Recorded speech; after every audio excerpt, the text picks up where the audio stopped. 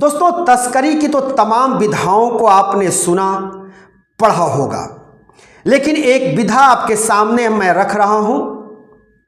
IPS यानी DSP की बिटिया और आर्किटेक्ट की पत्नी तथा कन्नड़ और तेलुगु की प्रसिद्ध हीरोइन अभिनेत्री रेन्या राव ने जिस तरह से तस्करी को अंजाम दे रही थी वो आपको हैरान कर देगी। रेन्या राव ने 1 महीने के अंदर सऊदी के उसने 15 ट्रिप लगाए और 15 ट्रिप में उसने बेशुमार सोने को भारत में लाया, विदेशी मूल के सोने को, और तरकीब ऐसा निकाला कि वो बार बार सफल होती रही और एक बार में वो 10 से 15 किलो सोना लेकर के भारत आ जाती और आसानी से एयरपोर्ट पर चकमा देकर वो बाहर निकल जाती।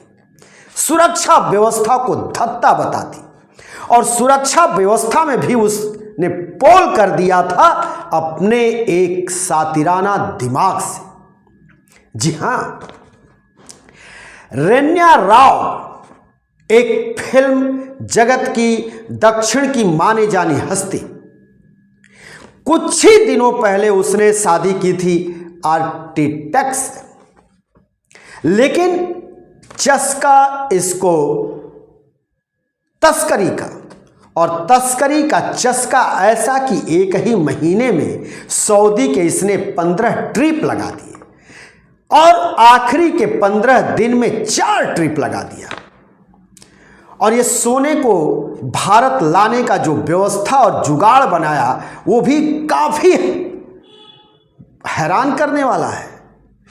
इसने अपने ब्रा और पैंटी की ऐसी डिजाइन कराई, उसको मॉडिफाई कराया और अपने जैकेट को मॉडिफाई कराया, जिसके अंदर यानी ब्रा के दोनों साइड में 2.5 किलो सोना, पैंट्री के अंदर पैंटी में ऐसी मॉडिफाई इसने कराया पैंटी को कि उसमें 2 किलो सोना, 2.5 किलो सोना ब्रा यानी ब्रेस्ट के आसपास और पैंटी यानी बिकनी के अंदर 2 केजी सोना, और जो इसने जैकेट मॉडिफाई कराया उसमें 10 केजी सोना, और उसके अलावा अपने कमर और जंघों पर टेप के माध्यम से सोने को चिपकाया और सब 15 किलो सोने को लेकर के ये सऊदीया से उड़ती और भारत चले आती प्लेन से,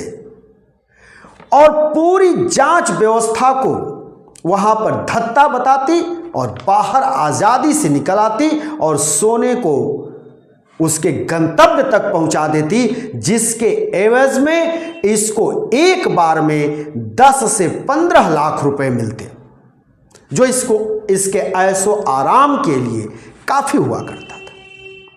ये इसका काम रहा।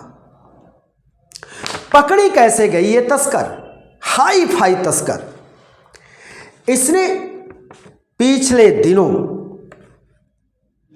इसी तरह से अपने पैंटी, ब्रा, जैकेट, जंघे और कमर में लगभग 15 किलो सोना इसने जो है वहां से टेप से चिपका करके सऊदीया से इसने फ्लाइट ली और भारत के लिए उड़ान भर दी। जब इसकी फ्लाइट भारत के अंदर दाखिल हुई तो बेंगलुरु एयरपोर्ट पर वो फ्लाइट लैंड की, और बेंगलुरु एयरपोर्ट से ही ये तस्करी का काम करती रही रेन्या राव। और रेन्या राव जब वहां पे चेकिंग पॉइंट पे आई तो रेन्या राव का जो बार बार सहयोग करता रहा एयरपोर्ट पे से बाहर निकलने में, वो पुलिस कांस्टेबल था जिसका नाम बसवराज है, और बसवराज उसको बार बार चेकिंग पॉइंट से बिना गुजरे ही बाहर निकाल देता और धौंस जमाता। जब उससे कोई कहता कि नहीं इनकी चेकिंग होगी तो बसराव साफ साफ कह देता कि जानते नहीं हो सुरक्षा एजेंसियों को कहता, जो जांच एजेंसियां वहां रहती उनको कहता, कौन, बसवराज कांस्टेबल कहता कि जानते नहीं हो डीजीपी साहब रामचंद्रन की ये बिटिया है, इसकी चेकिंग नहीं होगी। और वो आसानी से बार बार अपने जो है करतूत में सफल हो जाती। लेकिन इस बार ऐसा नहीं हुआ। बसवराज लगातार कह रहा था सुरक्षा एजेंसी के अधिकारियों से कि नहीं, इनकी चेकिंग मत लीजिए, ये डीजीपी रामचंद्रन की बेटी हैं। लेकिन इस बार तो कुछ और ही होना था। वजह कि 1 महीने में 15 बार और 15 दिन में 4 बार का ट्रिप, वो भी सऊदीया का, ये कुछ हजम नहीं हो रहा था जांच एजेंसी को, जिस जांच एजेंसी का नाम DRI यानी डायरेक्टोरेट ऑफ रेवेन्यू इंटेलिजेंस, यही लोग वहां पर सुरक्षा व्यवस्था में लगे रहते हैं और ये जांच करते हैं और इस तरह के तस्करों को पकड़ते हैं। तो ये DRI के अधिकारी नहीं माने और जांच करने के लिए आमादा हो गए और पकड़ करके जांच शुरू कर दिया रन्या राव का। जब रन्या राव की जांच शुरू हुई बेंगलुरु एयरपोर्ट पर, तो सबसे पहले राज खुला उसके जैकेट का जो मॉडिफाई, और मॉडिफाई जैकेट में जो उसने पहन रखा था उसमें 10 किलो सोना निकला। उसके बाद महिला अधिकारी DRI की जब उसकी जांच शुरू की अंदर के कपड़ों की, जो उसके अंदरंग के कपड़े हैं, तो और खुलासे हुए। उसने जिस ब्रा को पहन रखा था वो भी मॉडिफाई रहा और ब्रा में लगभग 2.5 किलो सोना। जब उसकी पैंटी उतरवाई गई तो वो भी मॉडिफाई मिली और उसमें 2 किलो सोना। तो इस तरह से 4.5 किलो सोना ये हो गए और 10 किलो सोना उसके जो है जैकेट में। पूछताछ में उसने बताया कि इसके पहले भी इस तरह से भी, और कमर और जंघे में टेप करके मैंने सोना को लाया और अपने देश में ला करके जहां उस सोने की तस्करी करके वहां पहुंचाना था वहां हमने पहुंचा दिया।